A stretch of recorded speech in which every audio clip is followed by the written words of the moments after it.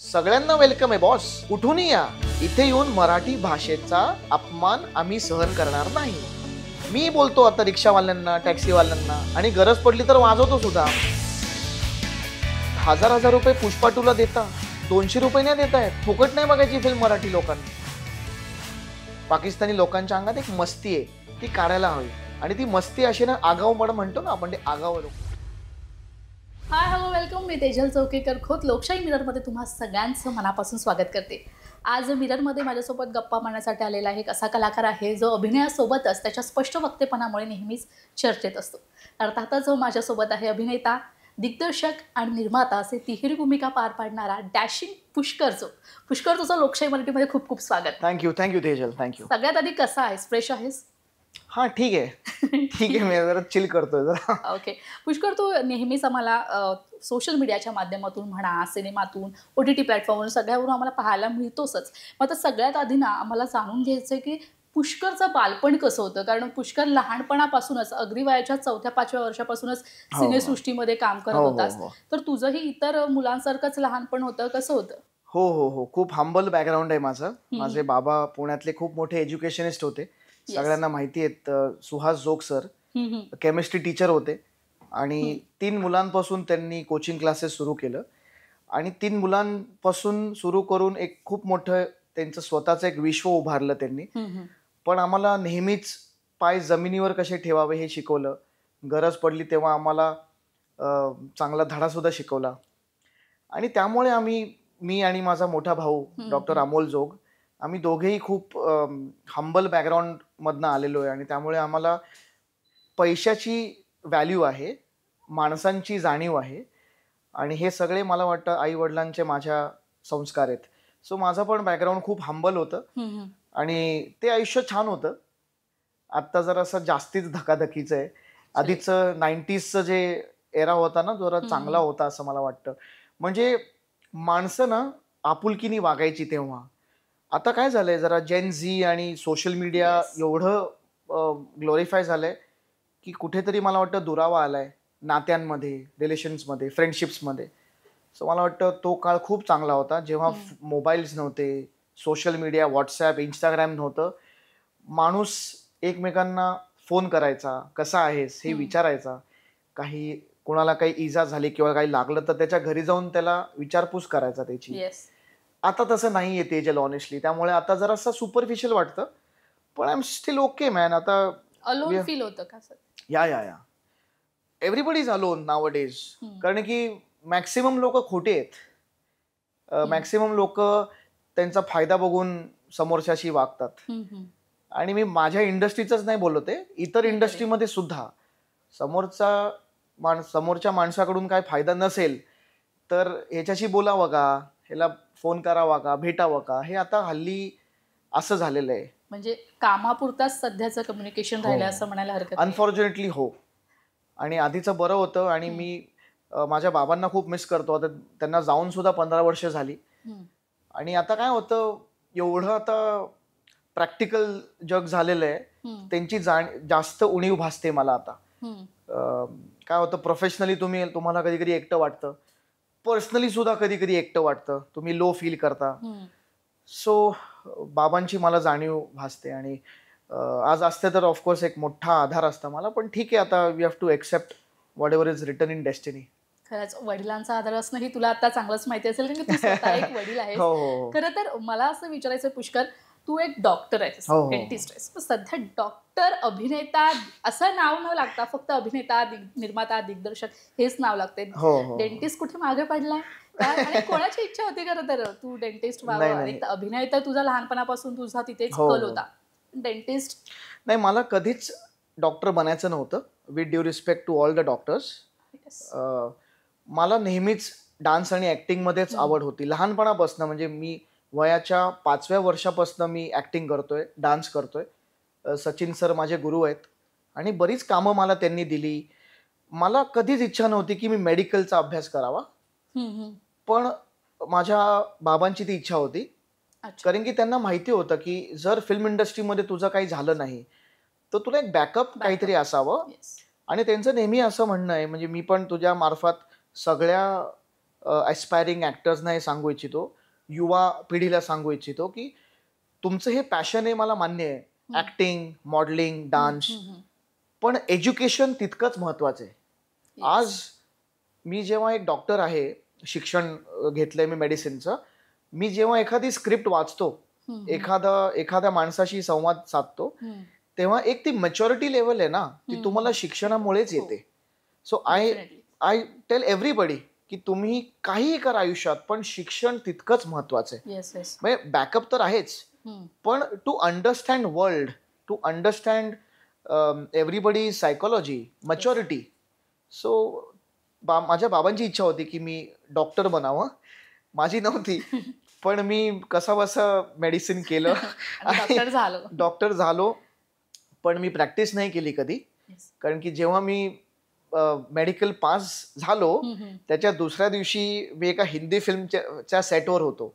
So त्या फिल्मचं नाव होतं EMI, Sanjay Dutt सोबत ती फिल्म होती. सो मला मग तीच आवड कंटिन्युअस राहिली माझ्यात ती, आणि परत मला कधीच वाटलं नाही की डॉक्टरीच्या प्रॅक्टिस करावं किंवा असं काही करावं. So it was all for my father, पण आय डोंट रिग्रेट इट. मला ठीक आहे, मी आज माझ्यात जी मॅच्युरिटी आहे ती कदाचित त्या शिक्षणामुळे आहे, आणि आय डोंट रिग्रेट इट. म्हणजे जे काय आई वडील डिसिजन घेतात तुमच्यासाठी तो योग्यच असतो. हो हो, खरं तू अगदीच बरोबर बोललास. आपले आई वडील आपल्यासाठी जो निर्णय घेतात तो योग्यच असतो. बरं, बिग बॉस मराठी पहिलं सीझन तू गाजवलंयस, उपविजेता ठरलायस त्याचा. खरं तर बिग बॉस नंतर तुझा पूर्ण टर्निंग पॉइंट झालाय खरं करिअरसाठी, असं म्हणायला हरकत नाही. पण बिग बॉसच्या आधीचा जो काळ होता तो तुझ्यासाठी कसा होता? कारण तेव्हा तू कुठे दिसला नाहीस आम्हाला, डायरेक्ट दिसला असतो बिग बॉस मध्ये, आणि जो बोलणार हे सुरू झालं तिथून. करेक्ट. अगं हो, मी 2007 साली डेब्यू केला जबरदस्त हे चित्रपट. 2007 ते 2012 हा काळ चांगला होता माझ्यासाठी. 2010 साली माझे वडील एक्सपायर झाले, पण 2012 ते 2017 खूप कठीण काळ होता मला, बिकॉज मला काही लोकांनी फसवलं व्यवसायात. फिल्म प्रोड्यूस करायला सांगितली मला आणि चेक बाउन्स केले. आपले नवी मुंबईचेच आहेत ते दोघं.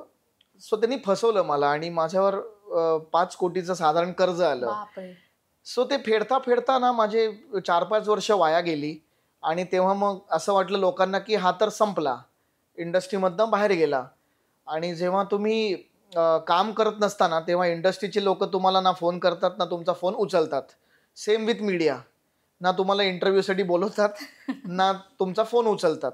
Media and film industry, you are nowhere. पण मग तुमच्याकडे 2 ऑप्शन आहेत. एक तर तुम्ही फाईट करा, मुंबईत येऊन फाईट करा, किंवा मग पुण्यात काहीतरी वेगळा व्यवसाय करा.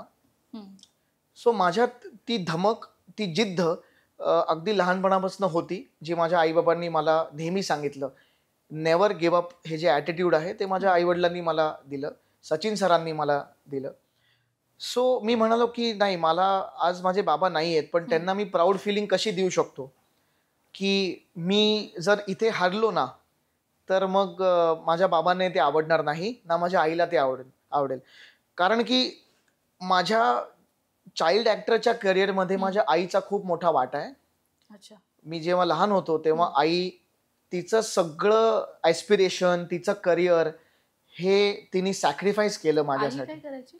आई हाऊस मेकर होती, हाऊसवाईफ होती, पण तिचं सगळं, of course she is a brilliant artist. ती पेंटर आहे, शी इज टू पेंट, आणि तिचं पेंटिंगचं खूप मोठं असं एक तिचं एक विश्व होतं ते.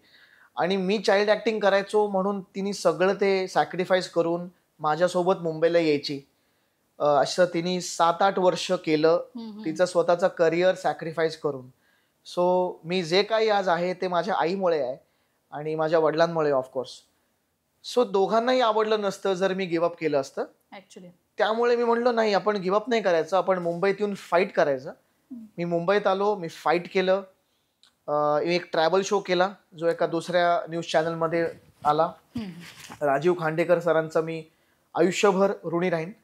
त्यांनी काही न बघता मला त्यांनी ती संधी दिली, आणि त्यानंतर मला एक ती जी ऑफर आली, मी पहिल्यांदा नाही म्हणालो होतो बिग बॉस. हां, मला एंडेमॉलकडनं फोन आला होता, मला आठवतंय, आणि बिकॉज तेव्हा फेलिशा 3 महिन्याची होती आणि आम्ही काय मुंबईत राहतो, आई पुण्यात असते, घरी लहान मुलीला सांभाळायला कोणीच नव्हतं, फक्त फेलिशाची आई म्हणजे जास्मिन होती. तर मी त्यांना नाही म्हणालो, बिकॉज फेलिशाचं काय, तिला कसं सांभाळणार. पण मग मला महेश सरांनी फोन केला, मला एंडेमॉलचे तेव्हा जे हेड होते आनंद चव्हाण सर, त्यांनी फोन केला. ते म्हणले नाही, तू खूप मोठी संधी मिस करशील, असं नको करूस, आम्ही सांभाळू फॅमिलीला. सो त्या एका वाक्यावर आनंद सरांच्या मी हो म्हणालो आणि त्या शोनी मला सर्व काही दिलं तेजल. ऑनेस्टली मला इंडस्ट्रीतनं ऑलमोस्ट राईट ऑफ केलं होतं सगळ्यांनी. आपल्या इथे काय आहे ना प्रॉब्लेम, तुम्हाला तुमच्या सक्सेसची पावती द्यायला लागते, की हां हे बरं का माझी पावती बघा, ही मी थोडासा फेमस झालो बरं का, हे बघा आता मला कामं द्या. त्याच्या आधी आय वॉज फॉरगॉटन. मला इंडस्ट्रीत कोणीही विचारायचं नाही, ना फोन उचलायचे ना काहीच नाही. तो शो झाला. मी कायमच प्रथमेश देसाई, केतन मानगावकर, आनंद चव्हाण, महेश मांजरेकर, निखिल साने सर यांचा कायमच मी ऋणी राहीन, आभारी राहीन की त्यांनी मला तो शो दिला. आणि you know everything was god. मी खरं सांगतो, तो शो माझ्यासारख्या माणसासाठी नाही आहे. मी खूप हळवा आहे. मी खूप I like to be pure. मी जे आहे तेच बोलतो. मला मॅनिप्युलेशन जमत नाही, फेक वागणं जमत नाही. पण यार समहाव लोकांना तेच आवडलं. 100 दिवस त्या घरात राहिलो आणि तो शो खूप शिकून गेला. एक माणूस म्हणून लोकांची किंमत खूप शिकून गेला तो शो. आणि मी कायम त्या शोचा आभारी राहीन, बिग बॉस मराठी. आणि मला हे सांगायला आवडेल की आतापर्यंतचा बेस्ट सीझन आहे तो. हो, नंबर 1 वर होता तेव्हा. खरं तर पहिलाच शो असल्यामुळे खूप गाजला मराठीमध्ये, पहिल्यांदाच बिग बॉस होतं म्हणून. बरं, आता तू म्हणालास की बिग बॉसच्या आधीचा काळ तुझ्यासाठी फारसा ठीक नव्हता. फर्स्ट तुझ्या बरोबर खूप फ्रॉड झाला, या सगळ्या गोष्टी सांगितल्यास. मात्र आता जे नव्याने येऊ घातलेले जे कलाकार आहेत सिनेसृष्टी, तर त्यांच्यासाठी मराठी सिनेसृष्टी किंवा आपली ही फिल्म इंडस्ट्री सिक्युअर आहे असं तुला वाटतं? नाही, सिक्युअर कोणीच नाहीये इथे. वेळेपुरतं तुमच्याशी संबंध ठेवले जातात, अगदीच. कोणी कोणाचं नाही आहे, ते कोणीही कुणाचं नाहीये. तुम्हाला तुमची बॅटल स्वतःच लढायची आहे. तुम्ही जर उद्या कोणी नसाल ना, तुम्हाला कोणीही विचारणार नाही. तुमचं आज नाव आहे तर 10 लोक तुम्हाला विचारतील. तीच इंडस्ट्रीची लोक किंवा बाहेरची सुद्धा, फॅन सुद्धा, मीडिया सुद्धा, जे काही आहे. मला माहिती आहे मीडिया मला कसं ट्रीट करायचं 7 वर्षापूर्वी, मला माहिती आहे. आणि आज कसं ट्रीट करतं हे मला माहिती आहे. सो कोणीही सिक्युअर्ड नाही आहे इथे. आणि बिकॉज ऑफ सोशल मीडिया अजून इन्सिक्युरिटी वाढली आहे. इंस्टाग्राम, अरे त्या गाण्यावर तिने रील केली, डान्स रील केली, मग मला पण करायला पाहिजे. ते फोमो होतो ना, की नाही मी मागे पडीन. ती फिलिंग येणं स्वाभाविक आहे. पण त्या रेसमध्ये ना, त्या रॅट रेसमध्ये आपण स्वतःला हरवतोय. वी आर लुझिंग आवरसेल्व्स, असं माझं स्पष्ट मत आहे. So nobody is secure here. Everybody is there for their own benefits. कोणी इथे कोणासाठी काय करायला बसलं नाहीये. बरं पुष्कर, तू मराठी इंडस्ट्रीबद्दल बऱ्याचदा बोलत असतोस. मराठी इंडस्ट्रीतील लोकांशी काही खटकलंय, असं काही दुःख व्यक्त करतोयस तू प्रत्येक वेळेस? तुझा दुरावा आहे, काही प्रॉब्लेम? नाही, दुरावा नाहीये. इट इज जस्ट दॅट मला माझ्या मराठी फिल्म्सवर किंवा मराठी इंडस्ट्रीवर खूप प्रेम आहे. मला आज जे काही दिलं ते माझ्या मराठी फॅन्सनी दिलं, बरोबर आहे. बाहेरच्या स्टेटमधल्या फॅन्सनी नाही दिलेलं. हे माझ्या मराठी फॅन्स, माझ्या महाराष्ट्राने मला दिलेलं आहे. मला वाईट वाटतं जेव्हा माझ्या मराठी फिल्म्स 100 कोटी करत नाहीत. मला वाईट वाटतं जेव्हा माझ्या मराठी फिल्म्सना पाण्यात बघतात लोक, इतर स्टेटवाले, इतर फिल्म्सवाले. हे मला वाईट वाटतं. आणि ह्यासाठी सगळे एकजूट येऊन त्याच्यासाठी काही करत नाहीत, ह्याची मला खंत आहे. आणि ही खंत मी बोलून दाखवणार, बिकॉज मी ह्याचा एक घटक आहे, एक पार्ट आहे. आणि ते काही बोलणं काही अजिबात अयोग्य नाही आहे. मला काही नको आहे तेजल. मला माझ्या मराठी फिल्म्स आज नंबर 1 हव्यात, कारण की आपल्या मराठी फिल्म इंडस्ट्री सारखं टॅलेंट दुसऱ्या कुठल्याही इंडस्ट्रीमध्ये नाहीये. Yes definitely. आणि तू मागे एका मुलाखतीत देखील म्हणाला होतास की मला ऑस्करच्या पडद्यावर जायचं आणि जय हिंद जय जय महाराष्ट्र आणि माझा मराठी सिनेमा असं तुला बोलायचं, तर या दृष्टीने तुझी पावलं त्या दिशेने वळत आहेत? हो, नक्कीच. मी गेल्या 1 महिनाभर खूप डिप्रेस्ड होतो ऑनेस्टली. मी हे मान्य करीन, कारण की मी जे आहे ते मी बोलतो. अगं माझ्या मनात जे आहे ते मला बोलावंसं वाटतं. मी फिल्मी नाहीये मुळात, सो मला खोटं नाही बोलतायत. मी डिप्रेस्ड होतो कारण की एकतर मराठी फिल्म चालत नाही ही वस्तुस्थिती आहे. आणि जर लोक म्हणत असतील ना की अरे चालतायत, दुसरा आठवडा, तिसरा आठवडा, हे कलेक्शन, सगळं खोटं बोलतायत यार. अच्छा, it is a lie. Collection किती होतात माझ्या फिल्मचं सुद्धा, वॉशआउट इज अ वॉशआउट. मला माहिती आहे कलेक्शन किती होतं. माझे सगळे डिस्ट्रीब्युटर फ्रेंड्स आहेत, मला माहिती आहे कलेक्शन किती होतात, प्रोड्युसरच्या अकाउंटमध्ये किती जातात सगळे कट होऊन, हे मला माहिती आहे. मला असं म्हणायचंय की सगळेजण आपण एका बबलमध्ये होत. तो एक भ्रमाचा भोपळा, त्या भोपळ्यात होत. तो भोपळा आता फुटणार आहे, काही वर्षात फुटणार आहे. किती नुकसान करणार मराठी निर्माता. एव्हरी वीक 2-2 मराठी चित्रपट येत आहेत, कुणाचंच कलेक्शन होत नाहीये. निर्माता नुकसान किती घेणार. सॅटेलाइट बाईंग बंद आहे. सप्टेंबर 2024 ते आत्तापर्यंत सॅटेलाइट बाईंग बंद आहे.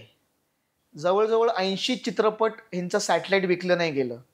OTT पेपर व्ह्यू घेत आहेत. कोण आहे OTT? कोणीच नाहीये. फक्त एक मोठा, मला नाव नाही घ्यायचं त्यांचं, एक मोठं OTT आहे, ते पेपर व्ह्यू करतात. पेपर व्ह्यू मध्ये निर्मात्याला किती मिळतात पैसे?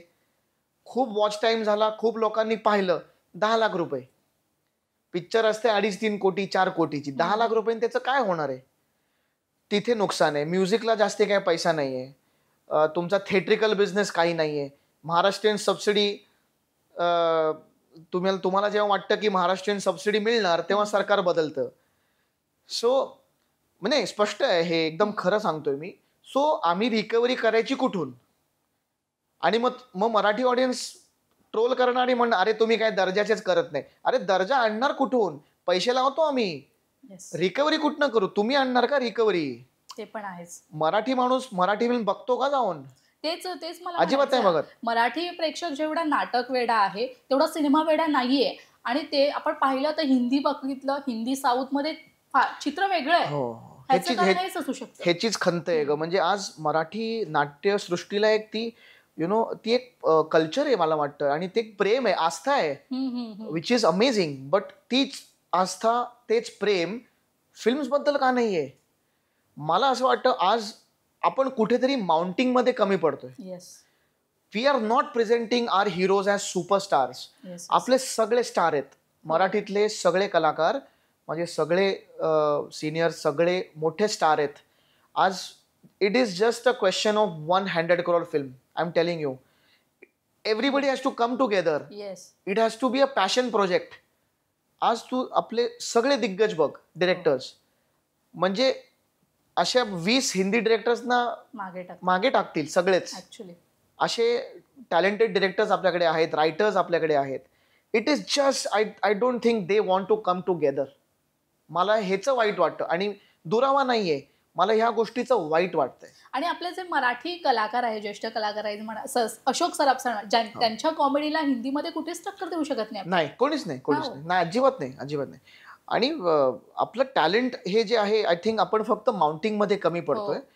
आणि मी कुठेतरी आता हे बघ, मी खूप नुकसान घेतलेलं आहे. मी सगळा प्रयत्न केला. मी व्हिक्टोरिया सारखी फिल्म केली, ती बॉक्स ऑफिसला नाही चालली. अमेझॉनवर ट्रेंडिंग होती, तिथे बघतात लोक. तुम्हाला 1000 रुपये पुष्पा 2ला देता, 200 रुपये नाही देतायत. अगं फुकट नाही बघायची फिल्म मराठी लोकांना, थिएटरला जाऊन. आणि थिएटर नाही मिळत ही वस्तुस्थिती आहे. हे मी कितीही ओरडून, सोशल मीडियावर बोलून काहीच होत नाही. त्याचं करणार कोण? मग मी बोलू कोणाला?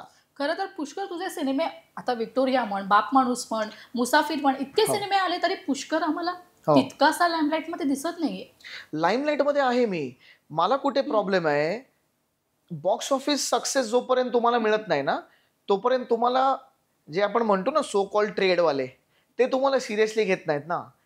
जोपर्यंत ती बॉक्स ऑफिसची तुम्हाला एक रिसिट नाही मिळत ना की हा इट्स अ हिट. लाईमलाईट आपण खूप करू शकतो, पब्लिसिटी करा, इथे करा, रील करा. रीलनी काही होत नाही, ऍक्च्युअली ते कन्व्हर्जन होत नाही बॉक्स ऑफिसला. मुळात मला असं म्हणायचंय की मराठी प्रेक्षकांनी थिएटरला यायला काय करावं. I think it should be a passion project which is larger than life. लोकांना काय अपेक्षा आहे की तुम्ही तेच तेच करू नका. हा, पण आम्ही पुष्पा 2 नाही अफोर्ड करू शकत. We cannot afford KGF. त्यांचे बजेट 100 कोटीचे आहेत. साऊथ इंडियन माणसं सकाळी रांगेत उभे राहतील पहाटे 4 वाजता, 1000 रुपये देतील. तुम्हाला फ्रीमध्ये नाही बघायची फिल्म मराठी. माझा प्रॉब्लेम तो आहे. मग हिट कशी होणार? Not only my film Tejal, इतर ऍक्टर्सची पण फिल्म मराठी म्हणतोय मी, दिग्गज लोकांचं फिल्म. डोंट यू, म्हणजे मलाही माहितीये की त्यांनाही तितकंच वाईट वाटतं. बिकॉज आम्ही सगळेजण पॅशननी करतो. We put our blood, sweat and tear. आमच्यासाठी आमचं ते बाळ आहे Tejal. It is my baby, my film. आणि त्यामुळे मी कंटिन्युअस 7-8 हार्टब्रेक्स झेलल्यामुळे मी 1 महिना आता खूप लो होतो. मी खूप डिप्रेस्ड होतो. माझं असं हे होतं की मी आता मराठी फिल्म्स करावे का? ऑडियन्सला ते पाहिजे का? मी मुसाफिरा केली. मुसाफिरा आईल ऑफ स्कायला शूट केली, जिथे इंडियन फिल्म कुठली शूट नाही झाली. मला तेच पुढे तुला विचारायचं होतं की तू एक, जसा आपण एक अभिनेता कलाकाराच्या दृष्टीने म्हणजे आपण कसा अभिनय केला पाहिजे हे पाहतो, तसंच एक दिग्दर्शक म्हणून सिनेमा कुठे शूट झाला पाहिजे हे सुद्धा तुला व्यवस्थित सुचतं. ऍब्सोल्युटली. आणि तुझे सगळे सिनेमे परदेशात शूट झालेले आहेत. हो, म्हणजे दुबई, ॲम्स्टरडॅम, पॅरिस. मी हार्दिक शुभेच्छा. आता म्हणजे ते धाडस केलं का? पॅरिसमध्ये कोणाचं धाडस होईल? इतकं महाग आहे जो तिथे पॅरिस मध्ये जाऊन. हे बघ, दर्जा देतोय ना, पण कुठेतरी त्याची पावती मिळावी ना, की ऑडियन्स जरी थिएटरमध्ये जावं किंवा निदान इंडस्ट्रीवाल्यांनी कौतुक करावं. आणि मुळात अजून एक आहे आता गोष्ट की हे महाराष्ट्रीयन गव्हर्नमेंटनी केलं पाहिजे. जिथे ते योग्य माणसं आहेत, ऑफिसर्स, त्यांनी केलं पाहिजे. आज एक मराठीला एक रूल आहे. तुम्ही जेव्हा मराठी फिल्म सेन्सॉर करता तेव्हा सगळे क्रेडिट्स जे येतात ना ते मराठीत हवेत. असा त्यांचा रूल आहे की ते क्रेडिट्स मराठीत हवेत, because it is a Marathi film. मग हा रूल कुणी केला? हा रूल मी नाही केला ना, हा रूल गव्हर्नमेंटनी केला. म्हणजे कंपल्शन केलं. मग जर तुम्हाला करायचंय तर तुम्ही करू शकता कंपल्शन की इथे फक्त मराठी फिल्म्स लागणार. का नाही करत? का आम्ही दुसऱ्यांचं ऐकायचं इथे येऊन? अरे ह्यांची फिल्म आहे, ईदला येते, ह्यांची फिल्म आहे. किती टुकार फिल्म्स आहेत त्या? बघवत नाही 10 मिनिटं, पण बघा फिल्म जाऊन त्या. कोणाचंही नाव नाही घ्यायचे, आम्ही पण त्यांचे फॅन आहोत, पण आमची फिल्म का नाही लावायची? आमची मुंबई आहे, आमचा महाराष्ट्र आहे. आमच्या फिल्म नाही लागणार तर कोणाच लागणार? तुम्ही जा बरं चेन्नईमध्ये, तिथे लावा हिंदी फिल्म, मराठी फिल्म. तिथे असे तुम्हाला दमदाटीसारखे बघतील तुमच्याकडे. माझं हेच वाईट वाटतं ना Tejal. Problem is this, who will come together? कोणाला बोलणार मी?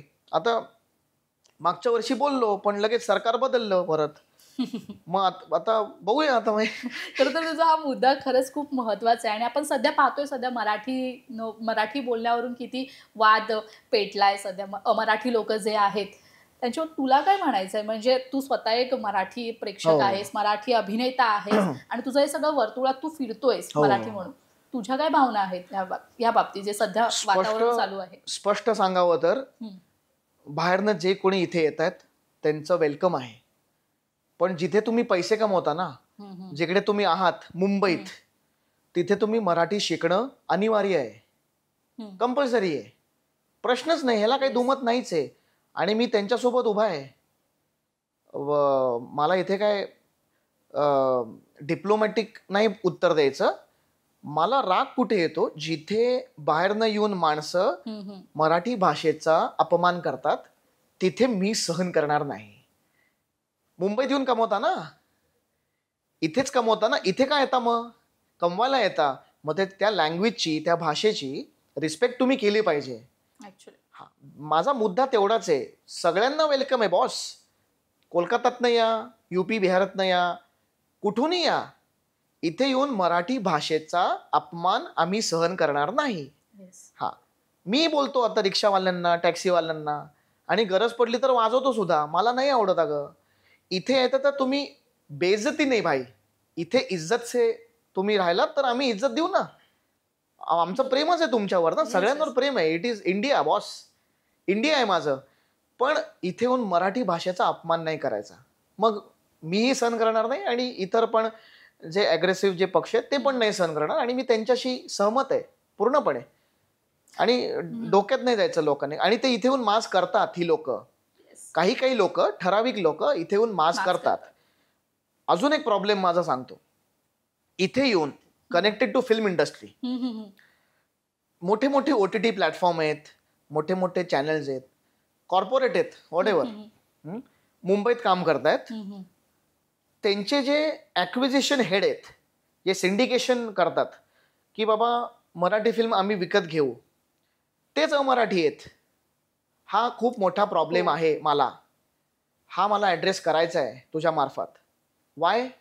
म्हणजे असं आहे की उद्या मी कोलकातात जाऊन बेंगॉली फिल्म ॲक्वायर करायचे आहेत मला, तर मी त्याचा हेड आहे, असं आहे.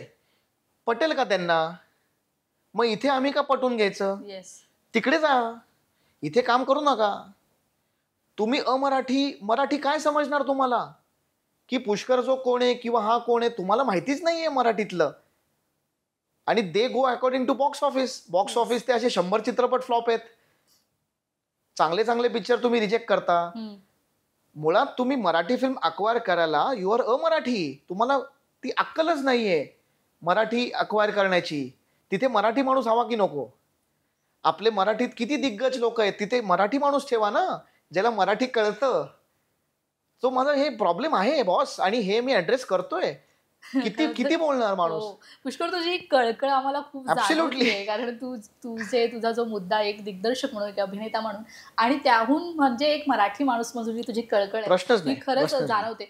सध्या आपला आता काश्मीरमध्ये जो दहशतवादी हल्ला झाला त्याच्यामुळे सगळेच भारतीय पेटून उठलेत. आपले कलाकार देखील निषेध व्यक्त करतायत या सगळ्यात. आणि तुला माहिती आहे, अभिनेते अतुल कुलकर्णी स्वतः सध्या आता पहलगाममध्ये काश्मीरमध्ये आहेत, आणि ते लोकांना आव्हान करतायत की काश्मीरमध्ये यायला हवं, आपण घाबरणं गरजेचं नाहीये. यावर तुझं काय मत आहे एक भारतीय म्हणून, आणि या सगळ्या भावना? मला असं वाटतं की हे आता खूप झालं. पाकिस्तान ह्या देशाचं खूप आपण सहन केलं, खूप ऐकलं. आता त्यांना, मला वाटतं आपली जी आता सरकार आहे ती प्रबळ आहे, ती खूप हुशार आहे आणि दणकट आहे. त्यांना आता उत्तर देण्याची गरज आहे. कारण की खूप वर्षांपासून आपण ऐकतोय, ते 26/11 तू घे, किंवा नंतर पुलवामाचे अटॅक्स घे, किंवा दरवर्षी किंवा ऑल्टरनेट इयर ते चालूच असतं. आणि आता बास झालं. म्हणजे काय आहे ना, आणि जे सगळे म्हणतात ना, म्हणजे ज्यांना पाकिस्तानी कलाकारांचा पुळका आहे की नाही हे सगळं वेगळं आहे, हे पॉलिटिक्स तुम्ही मिक्स करू नका, हे एंटरटेनमेंट फील्ड आहे.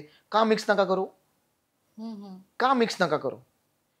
इथे येऊन त्यांचे सिंगर, त्यांचे ऍक्टर बॉलिवूडकडनं कमवतात, पैसे तिकडे घेऊन जातात.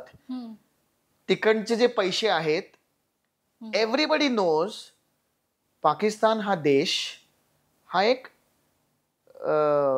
टेररिझम फंड करणारा किंवा टेररिझमला प्रोत्साहन देणारा देश आहे. हे सगळ्यांना माहिती आहे, उघड आहे.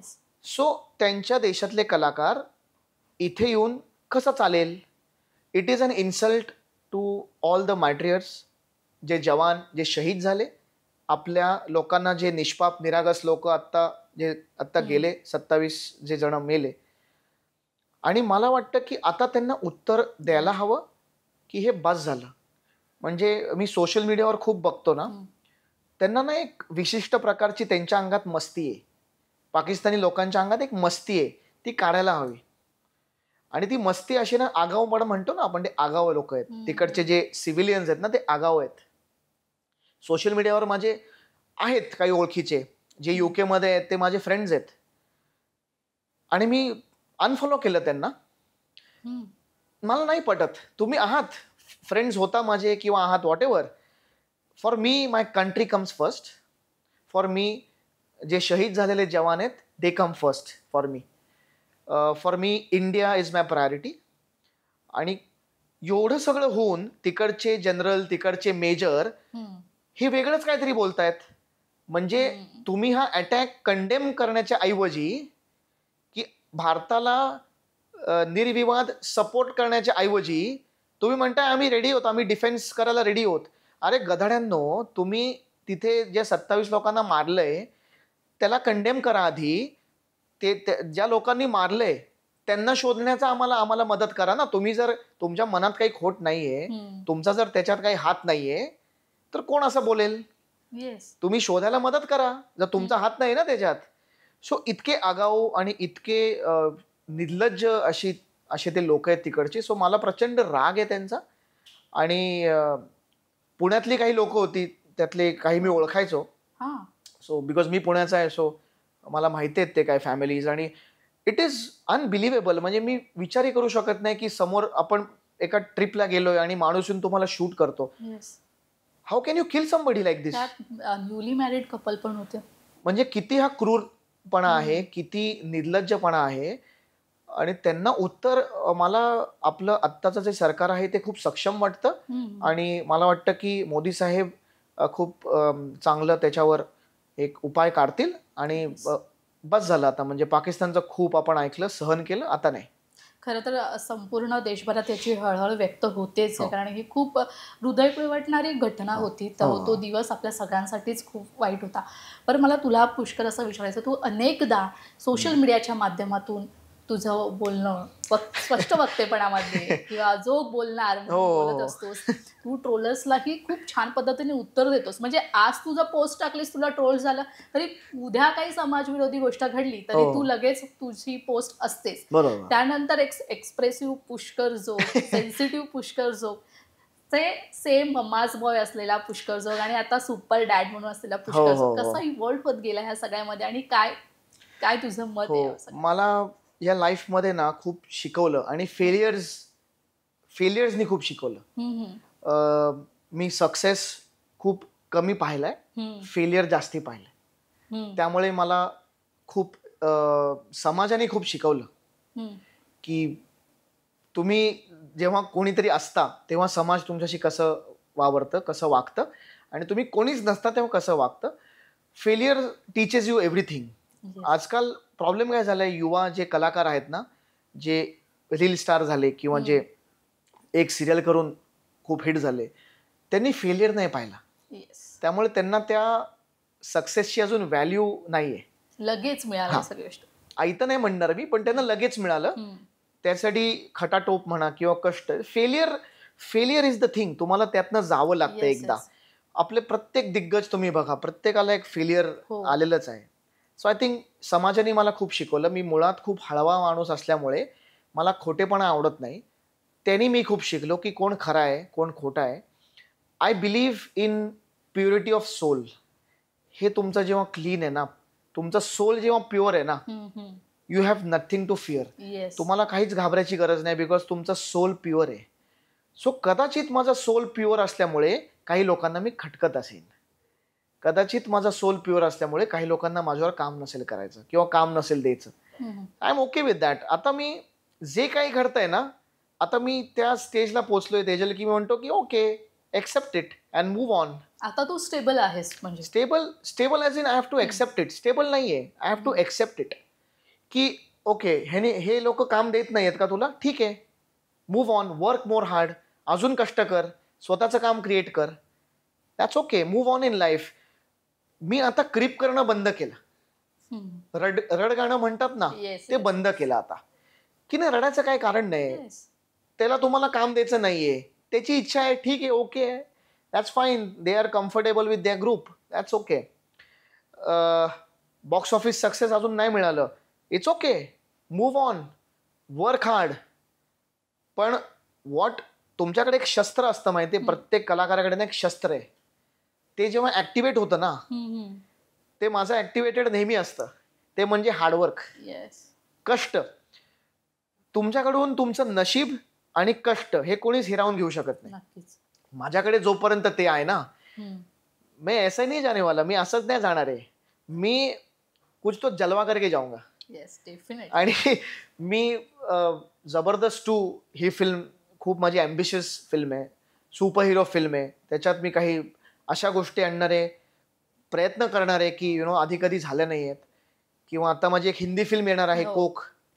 I am very excited for that, because it's my Hindi film as a hero. म्हणजे असं नाही की ह्याचा भाऊ, त्याचा मित्र, असा तो रोल नाहीये. It's a Hindi film as a hero. I was lucky to get that role. So ती एक फिल्म येणार आहे. त्यामध्ये कलाकार कोण कोण असतात? त्यामध्ये माझी हिरोईन आहे इशिता राज. इशिता राज म्हणजे प्यार का पंचनामाची हिरोईन. हा ती आहे. ती ह्याच्यात पण होती, सोनू की टीटू की स्वीटी मध्ये पण होती. आणि सिद्धांत कपूर आहे, शक्ती कपूरचा मुलगा आहे. आणि जाकीर खान आहेत. वा, म्हणजे आता पुष्कर आम्हाला हिंदी सिनेसृष्टीकडे वळताना दिसतोय. एक मराठी सिनेसृष्टीतला खंत म्हणून की पुढे जायचं? नाही, असं काही नाही. माझ्यासाठी भाषा, उद्या मला बेंगॉली फिल्मची ऑफर आहे, मी ते पण करेन. तामिळ तेलुगू आली तर ती पण करेन. मला तसा काही इश्यू नाही. मी ऍक्टर आहे, मी कलाकार आहे. मी कुठेही काम करेन. हा, पाकिस्तान सोडून मी कुठेही काम करेन. खरं तर पुष्कर, जाण्याच्या गोष्टी करूच नकोस. आता आहेस त्याच गोष्टीवरून तू खूप काम कर आणि तुझी मेहनत आम्हाला दिसतेच आहे. खरं तर परत एक, आता आपण ह्या सगळ्या गोष्टी बोललोस, मात्र ना मला एक तुझी हळवी बाजू म्हणजे तुझी मुलगी. आम्ही बिग बॉसच्या पहिल्यांदा तिला पाहिलं होतं जेव्हा कुटुंबाचा एपिसोड होता, जेव्हा फेलिशा आली तेव्हा तू जो हळवा झाला होतास. म्हणजे एक बाप आपल्या मुलीपासून दूर जातो तेव्हा कसं वाटतं हे तुला पाहून तेव्हा आम्हाला कळलं होतं. आणि आता फेलिशा मोठी झाली आहे.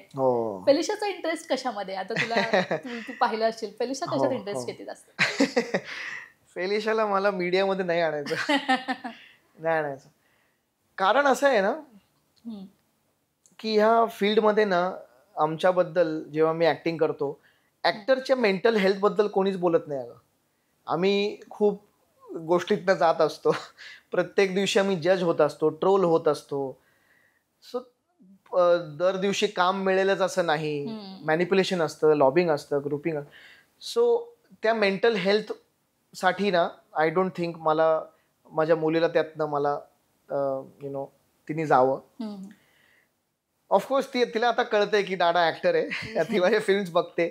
बाप माणूस तिची फेवरेट फिल्म आहे. आणि आता हार्दिक शुभेच्छा मधलं डोक्याला शॉट हे गाणं तिचं फेवरेट झालंय. आणि आता ती म्हणते की दादा जबरदस्त तू करतोयस ना, आय वॉन्ट माय दादा as a super hero. So it is a special bond. आणि तेजल हे ना शब्दात मी मांडू शकत नाही. तिला इंटरेस्ट कशात आहे? तिला इंटरेस्ट आहे मीडियामध्ये, पण आय थिंक ती बॅले खूप छान करते. आणि आता ती ऍडव्हान्स्ड बॅले शिकतीये. So I think she will be a ballet dancer in future. आणि तसं काही झालं तर I will be proud, because मी स्वतः एक डान्सर म्हणून माझं करिअर स्टार्ट केलं होतं. I will be very happy if she does ballet. आणि फायनली तिला जे करायचं ते तेजल. आणि whatever she wants to do, मी एक बाप म्हणून तिच्या पाठीमागे, तिच्या सोबत ठामपणे उभा आहे. तुझ्या मार्फत एवढं नक्की सांगतो की मी आता एक इन्स्टाला पोस्ट केली होती की एका बापाचा मोबदला कोण देणार. की आपण नेहमी म्हणतो ना, आई हे करते, आई सगळं करते, आई काम सांभाळून घर सांभाळते. तर मग बाप काय करतो? बाप हे सगळं करतोच, पण त्याचं कधी कौतुक होत नाही.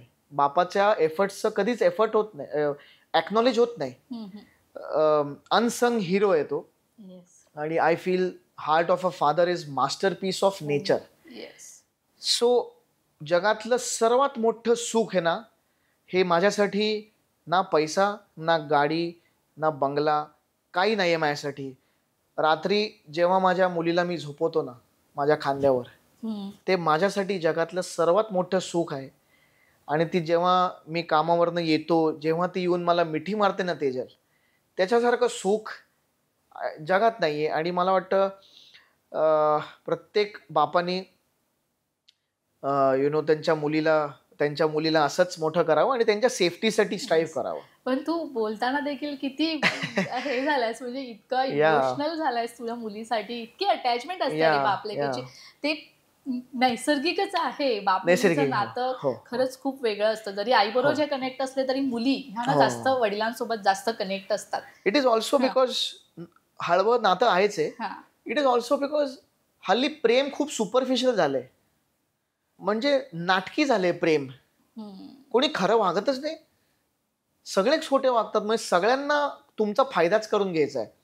कोणीच खरं वागत नाही. मला प्रॉब्लेम तो आहे. आणि मी ॲज अन ऍक्टर काय शोधतो, मी आज इथे आलो इंटरव्ह्यू मध्ये, तेजल माझ्याशी आपल्या गप्पा झाल्या.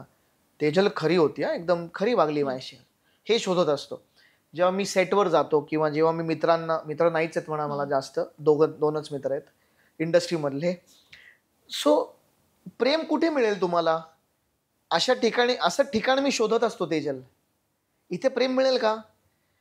तर जेव्हा प्रेम मिळत नाही ना तुम्हाला, तेव्हा तुम्ही ते दुसऱ्यांना जास्ती देता. ऍक्च्युली आज कदाचित लोकांनी जे काही लोक म्हणतात अरे जेन्युइन बंदा आहे, हार्डवर्किंग आहे, प्युअर सोल आहे, मित्रच नाही आहेत. पण का? I don't know. सो जहां से प्यार, म्हणजे मराठीत सांगतो की जिकडनं प्रेम नाही मिळत आहे ना, समजा आई पुण्यात असते त्यामुळे मी मग कधी प्रेम हवं असेल तर मी पुण्याला जातो. पण प्रेम हे खूप महत्वाचं एक पार्ट आहे तुमच्या लाईफमध्ये. तुम्हाला मित्र हवेत, तुम्हाला मैत्रिणी हव्या, तुम्हाला असा एक सर्कल हवा जो तुमच्यावर प्रेम करतो. ते जेव्हा तुम्हाला नसेल मिळत ना, तेव्हा तुम्ही, आता मी जरी असा झालेलो आहे की मला जर प्रेम नाही मिळालं ना कुठूनही, मैत्रीतनं म्हण किंवा कुठूनही, मी आता ते दुसऱ्यांना जास्ती द्यायला लागलोय, कुणाला पण.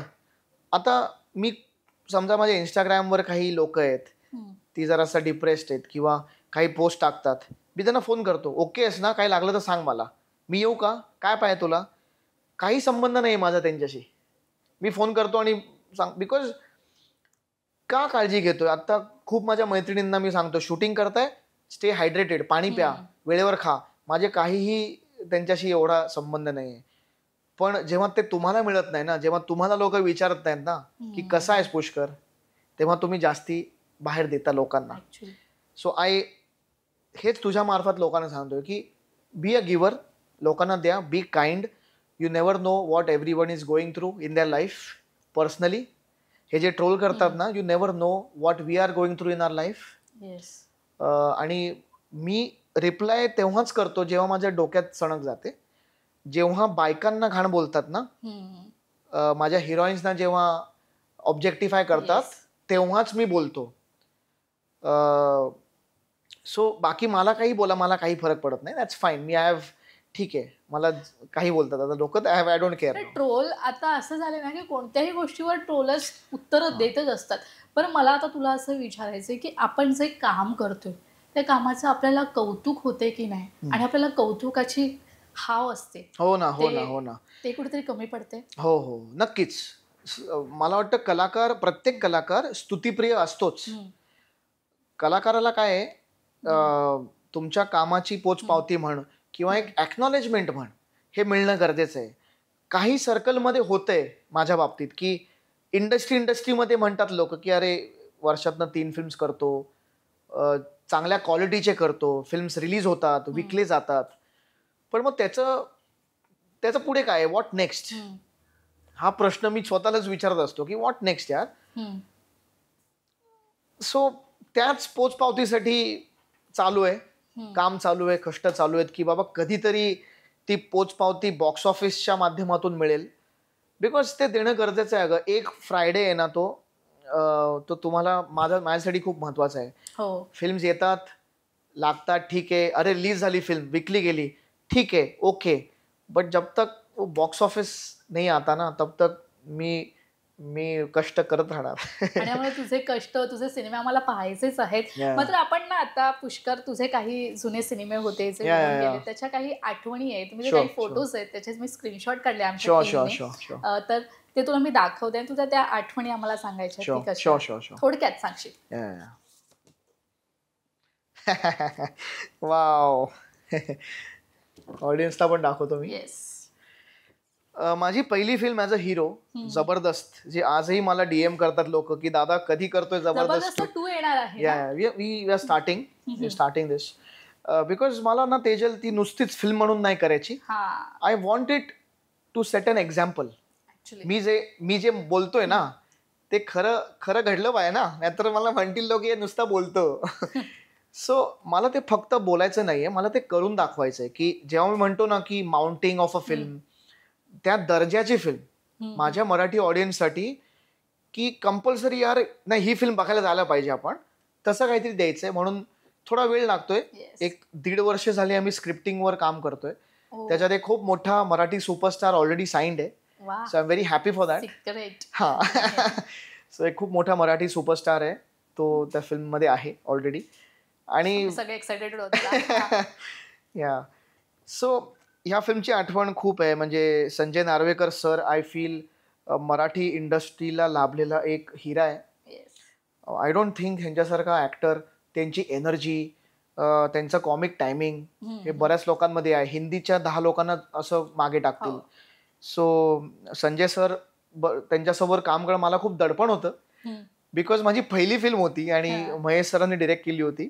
आणि मी ऐकलं होतं तेव्हा महेश सर संजय सरांना सांगत होते की संजय सांभाळ लेना, आपला बच्चा आहे. आणि संजय सरांनी खूप मला छान सांभाळलं.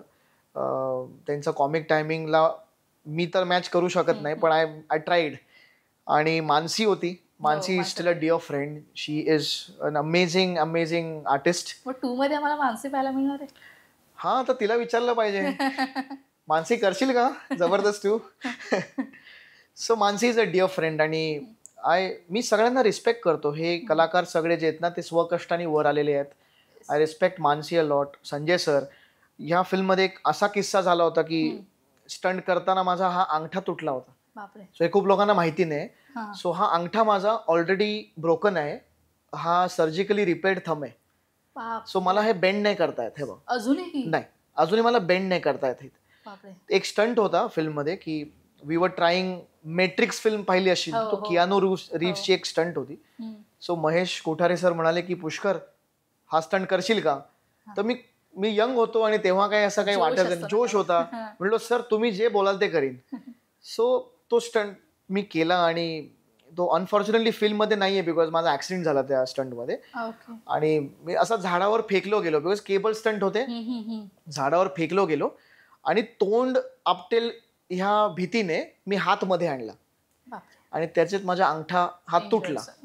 सो आय रिमेंबर की 2 महिने शूट आमचं रखडलं होतं. पण अमेझिंग मेमरीज. या फोटोचं रहस्य काय आहे? आमच्या टीमने खूप शोधून सर्च करून ते फोटोज काढले. 1993चा फोटो आहे. 1993चा फोटो. जेव्हा साजन सिनेमा रिलीज झाला होता तेव्हा ना सलमान खान खूप मोठे स्टार नुकतेच झाले होते. म्हणजे मैंने प्यार किया रिलीज झाला होता आणि त्याच्यानंतर आय थिंक साजन नंतर he was a mega star. आणि तेव्हा ना पुण्यात सलमान खान नाईट अशी नाईट होती आणि मी तेव्हा डान्स करायचो ऑर्केस्ट्राज मध्ये. सो त्या ऑर्गनायझर म्हणलं, माझ्या बाबांशी बोलला, म्हणलं सलमान खान नाईट है, पुष्कर डान्स करेगा क्या? म्हणलं हा करेगा. तर मला आठवतंय की मी त्यांच्याबरोबर डान्स केला होता आणि त्यांनी मला उचलून घेतलं होतं. आणि वंडरफुल मेमरी. मला कधी भेटले तर मी त्यांना दाखवीन हे. आणि ह्याचा व्हिडिओ खूप व्हायरल होतो नेहमी त्यांच्या बर्थडेला. पण आय होप सलमान सर हा बघा व्हिडिओ. आता मी मोठा झालोय आणि तुमच्यासारखाच जरा देखणा झालोय. सो आता म्हणजे तुमच्यासोबत आता काम करायला खूप आवडेल मला. ओहो, कसं शोधून काढले ना फोटो तुम्ही. 1991 सालचा फोटो आहे हा. सिनेमाचं नाव राजू. माझ्या आयुष्यातली पहिली silver jubilee hit film. Silver jubilee आहे ही फिल्म. तेव्हा फिल्म चालायची अगं. आता तुम्ही सिल्वर जुबली विसरून जा. तेव्हा film silver jubilee, golden jubilee व्हायचे.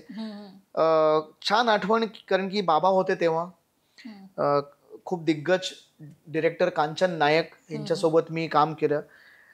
मोहन आगाशे सर आजही मला भेटले ना की मला राजू हाक मारतात. आजही भेटतात तेव्हा राजू हाक मारतात मला. मी एवढं नक्की सांगेन की I have been blessed and lucky की माझ्या आयुष्याच्या खूप सुरुवातीला ॲज अ चाइल्ड ॲक्टर जेव्हा होतो तेव्हा मी खूप दिग्गज लोकांबरोबर काम करू शकलो. सलमान खान म्हण, Mohan Agashe sir, Vikram Gokhale sir, Rishi Kapoor sir, Nana Patekar sir. I have worked with Dada Kondke Saheb. So मी बऱ्याच लोकांबरोबर काम केलं आणि I was blessed. So we love you Mohan sir, we love you.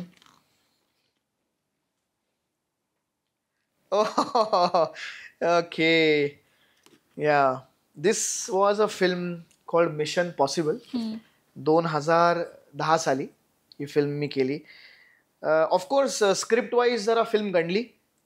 ह्याचं मी मान्य करतो तुझ्या या शोमध्ये. स्क्रिप्ट वाईज गणली. आणि सगळी टीम तगडी, टीम छानच होती. याच्यात निरंजन नामजोशी पण होता, शंतनू मोघे, अमित कल्याणकर आणि माझी आवडती सैड्या. मी तिला सैड्या म्हणतो. सैड्या तेव्हा द सई तामणकर नव्हती तेव्हा. ऑफकोर्स शी वॉज, तिची आय थिंक दुसरी का तिसरी फिल्म होती. आणि we became good friends. We are still very good friends.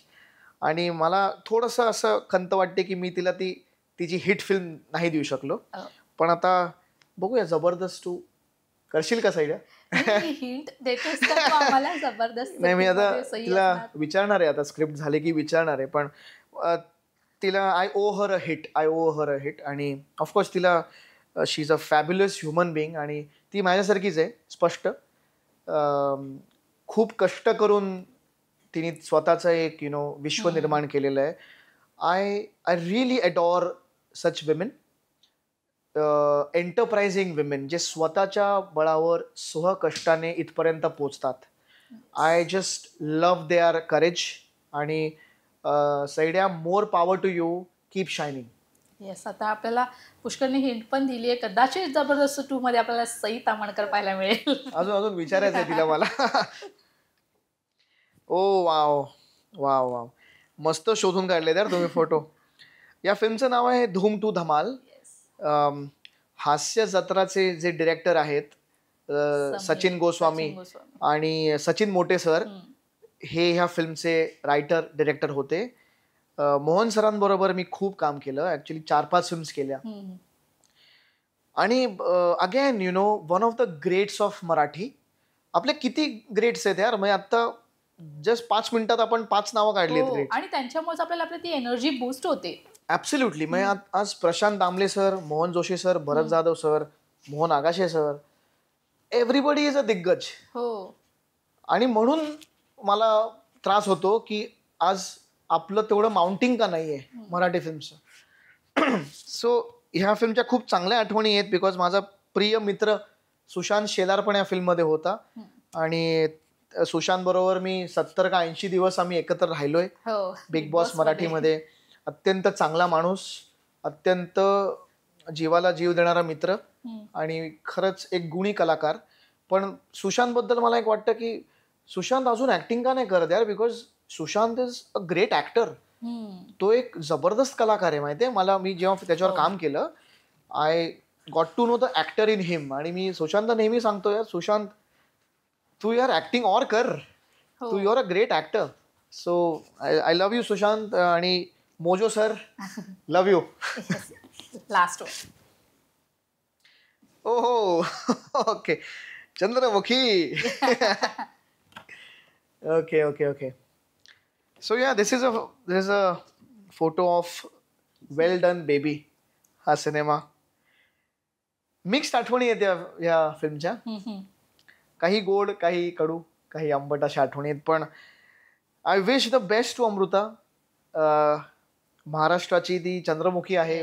महाराष्ट्राची एक लीडिंग लेडी आहे. हा कुठे आउट ऑफ कंट्री शूट झाला? हा लंडन मध्ये शूट केला होता. आणि सांगायचा अभिमान असा आहे की वेल डन बेबी ही पहिली मराठी फिल्म होती जी इथल्या OTT प्लॅटफॉर्मनी विकत घेतली. म्हणजे जी पेपर व्ह्यू मध्ये नाही टाकली. तेव्हा लॉकडाऊन सुरू झाला होता आणि त्यांनी ती विकत घेतली आणि अमेझॉन प्राईमनी त्याचा प्रीमियर केला. सो ही पहिली मराठी फिल्म होती जी अमेझॉन प्राईमनी प्रीमियर केली. So special film for me. Yeah, and lots of love and best wishes to Amruta. आणि हा एक म्हणजे आम्ही तुझे अभिनयाचे वेगवेगळे पैलू पाहत गेलोय खरं तर. हो या, ही एक फिल्म होती 2008 साली, सत्य नावाची. बऱ्याच फिल्म्स केल्या मी. नको बा, परत ट्रोल करतील. सो सत्य ही फिल्म आहे ना, अगेन डिफरंट टॉपिक्स, वेगळे वेगळे विषय मी देण्याचा प्रयत्न केलाय. इथे मी एक स्पेशल चाइल्ड प्ले केला होता. या फिल्मसाठी मला एक शासनाचा पुरस्कार आहे बेस्ट डेब्यू डिरेक्टर म्हणून. So I am trying, Tejal. मी वेगवेगळ्या गोष्टी ट्राय केल्यात. Satya, well done baby, mission possible, ती अँड ती झाल्यात, बरेच झाल्यात. एक 30 फिल्म झाल्यात आता लहानपणापासून. नाही, 32 फिल्म झाल्यात आता. खरं तर तुझ्या भूमिका आम्हाला वेगवेगळ्या पैलू आम्हाला पाहायला मिळाले. हे फोटोज दाखवण्याचा हेतू म्हणजे त्या मेमरीज पुन्हा ताज्या होतात. नो बट थँक्यू यार. आय रिअली लाईक जे जे फोटोज तुम्ही जे फिल्मचे काढलेत मला आवडलं. Thank you so much. थँक्यू. माझा आता शेवटचा प्रश्न, आपण इंटरव्ह्यूच्या समारोपाला जाऊया. खरं तर पुष्कर, तुला माहिती आहे आपल्या प्रत्येकाचे वेगवेगळे स्वप्न असतात आणि ते पूर्ण करण्यासाठीच आपण धडपडत असतो. आणि एक बकेट लिस्ट असते आपण जी पूर्ण करतो आणि त्याच्यावर टिक करतो. आता तुझी प्रायोरिटीला काय बकेट लिस्ट आहे जी तुला पूर्ण करायची? नाही, मला तेच आहे. माझा महाराष्ट्र ग्लोबल लेवलला तिथे जाऊन मला मराठीत भाषण करायचं आहे. माझं भाषण रेडी आहे. वा. स्पीच रेडी आहे माझं. फक्त ते कधी होईल माहिती नाही. वेळ लागेल, खूप वर्ष लागतील. माझा प्रयत्न असा. कलाकार असा आहेस की आधी भाषण रेडी आहे की आपल्याला पुढे जाऊन? माझं भाषण रेडी आहे. मी खूप इन्स्पायर्ड आहे राजामौली सर यांचं काम बघून, त्यांच्या फिल्म इंडस्ट्रीवर प्रेम बघून. तो माणूस ऑस्करला जाऊन म्हणतो RRR is a Telugu film. Boss, मलाही ती इच्छा आहे. मीच नव्हे तर माझे जेवढे मराठी फिल्म मेकर्स आहेत, कुणीही जाऊ दे तिकडे आणि म्हणू दे की ही आमची मराठी फिल्म आहे, जय हिंद जय महाराष्ट्र, हे बोला. कारण की जे तुम्हाला दिलं, जे मला दिलं, ते आपल्या महाराष्ट्राने दिलं. महाराष्ट्र आपला आहे आणि त्यालाच ग्लोबली मोठं करा. बाकी इतर प्रांतातले ते पण आपलेच आहेत, पण मी जिथे वाढलो, मला ज्यांनी प्रेम दिलं, मी जिथे कमवलं, त्याचा मोबदला तुम्ही यार ग्लोबली जाऊन करूच शकता. सो ते माझं ध्येय आहे. मला माहिती नाही देवाच्या त्या मर्जीत आहे का, मला माहित नाही नशिबात काय लिहिलंय. माझ्या हातात आहे प्रयत्न करणं. मी प्रयत्न करणार आणि जर झालं तर सोन्याहून पिवळं. नक्कीच पुष्कर, काय नाही होणार. तुझी मेहनत आम्ही सगळेच पाहतोय. तुला खूप यश मिळणार हे नक्कीच आहे. कारण की तुला माहिती आहे अपयशानंतर यश असतंच. कारण की अपयश पचवावंच लागतं यशासाठी. आणि तू खूप छान बोललास. मराठी माणसांबद्दलची तुझी हळहळ आम्हाला इथे व्यक्त केलीस. तू इमोशनली किती टच आहेस फॅमिलीशी, या सगळ्या गोष्टी सांगितल्यास, सिनेमाबद्दलच्या आठवणी सांगितल्यास, खूप बोललास, त्यासाठी खूप खूप धन्यवाद. Thank you Tejal, thank you so much. तर लोकशाही मिररमध्ये वेळ झाली आता इथेच थांबायची. पुन्हा भेटूया नवीन कलाकारासहित. तोपर्यंत तुम्ही कुठे जाऊ नका, पाहत रहा लोकशाही मराठी.